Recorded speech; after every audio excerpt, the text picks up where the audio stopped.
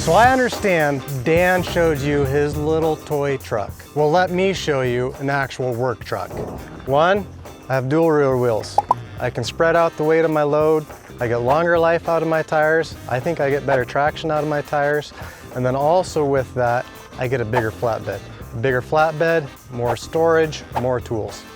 That's a win-win right there. This is a CM Custom Deluxe Flatbed.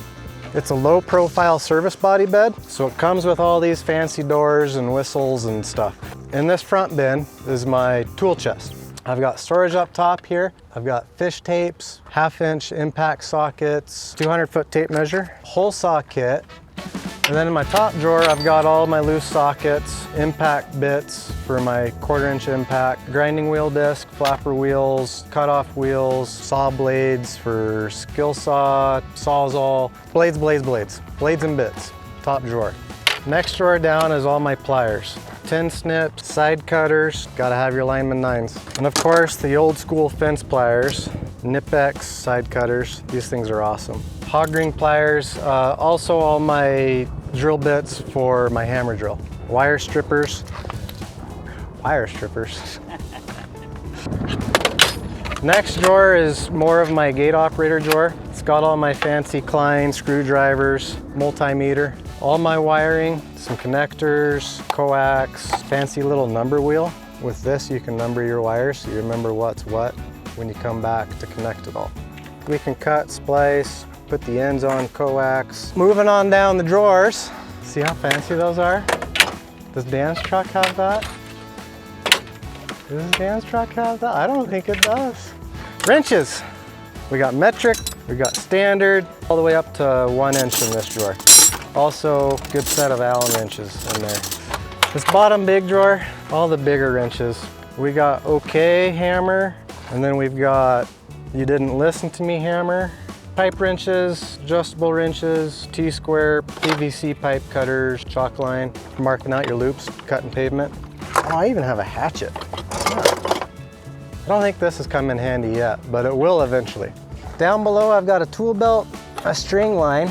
Over here, we've got all our spray cans, lubes, touch-up paints, Windex, some brake clean, cleaning off all the grease. Sometimes you gotta do that. Little torpedo level. This one compartment fit all that. And up on top, you might notice I have the Milwaukee packout system. I bolted down a base cleat. I can pop this in and out. So in this organizer bin here, I've got different screws, bolts, hog rings, auger teeth. I've got carbide for when we need to go through asphalt or some shelf rock, or we've got regular teeth if it's just dirt and stuff. Also some spare hydraulic fittings, because it's really fun when you wreck a fitting and you're 2 hours from town. Never done that before. And it locks right in there and it just rides with me everywhere. We got all our 20-volt DeWalt tools. We're not cool enough for Milwaukee. We started with DeWalt because we were on a budget, and now we're stuck with it. Keep a drill, a grinder, a 1/2-inch impact, changing all the flat tires. I just had one this morning. 1/4-inch impact, sawzall, the big 7 1/4-inch skill saw, not the 6, the 7 1/4. We got a smaller portaband, hammer drill, chainsaw sharpener, the drill bit set. We also have a couple 2-foot levels in here. We've got our DOT required fire extinguisher, some flagging tape, caution tape, danger tape, jumper cables, roadside triangles, and some rags. You always gotta have rags. But wait, there's another one right here. One might be here. Square shovel. Spade shovels, the number 2 for the bigger holes, the number 0 for the 9-inch holes, digging bar, digging tamping bar. We got the bush pig, and we got a pickaxe and a big sledge back there, but they're slid up there a little ways. So over in this bin, we got some road cones. You want me to pause for a minute? That's our local F.E. Warren Air Force Base. 20-ton bottle jack, tow rope, more caution tape, handheld grease gun, some flags, So in the center bin here, keep a lot of the fence tools in here. Pull jacks, you got a chain lock. It's your barbed wire clipping tool, a bigger chain lock. More caution tape, some bolt cutters. You got a bear hold, barbed wire and tension wire stretcher. You got the Mr. Fence vinyl rail removers, more bolt cutters, another bear hold, more bolt cutters, top rail dresser, short chain for the chain lock, long chain for the chain lock, truss rod bender, rebar bender, another top rail dresser. Ooh, a big drill bit. I was looking for that. Vinyl rail notchers, my own little homemade concrete slug remover. It's not as fancy as others, but it worked. A rebar cap, a wire brush, and I think that does it for this box.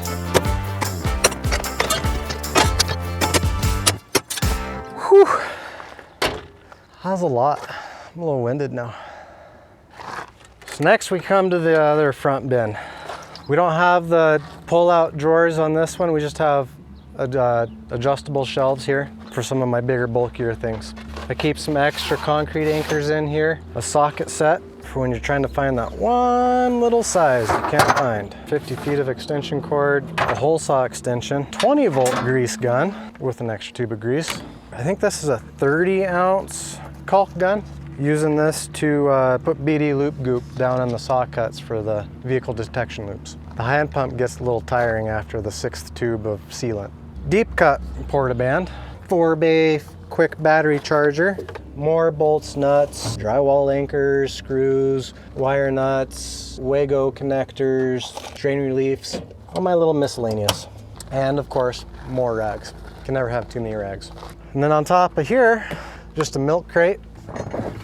You might be thinking now, why do you need a boat anchor? The wind blows here. You never know when you need to just weigh something down and keep it where you want it. Small straps for securing our load. And then in this bin, wrenches that are over 1 inch. Not very often I need the big wrenches, but every now and then.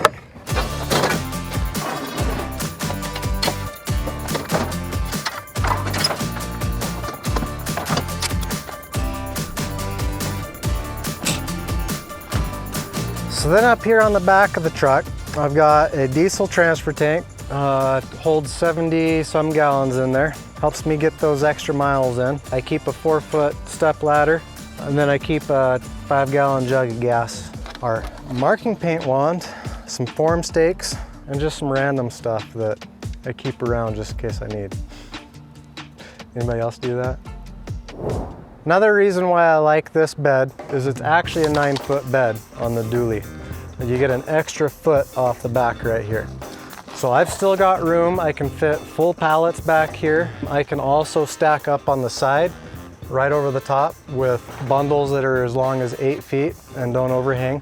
I can also stack across the tailgate and up onto the transfer tank. So I can still fit full bundles of stuff. In here, I also have an adjustable track for tie downs.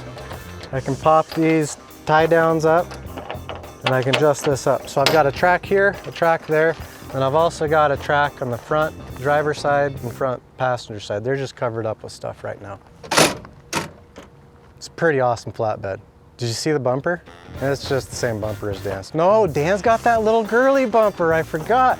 Yeah, it's like half a bumper. No, this is a full bumper. I don't hit deer because they see me coming and they get out of the way. That's what a real bumper looks like. It protects the whole front end. I don't care if you're driving the biggest hoopty in the world, make sure that thing has a flatbed on it.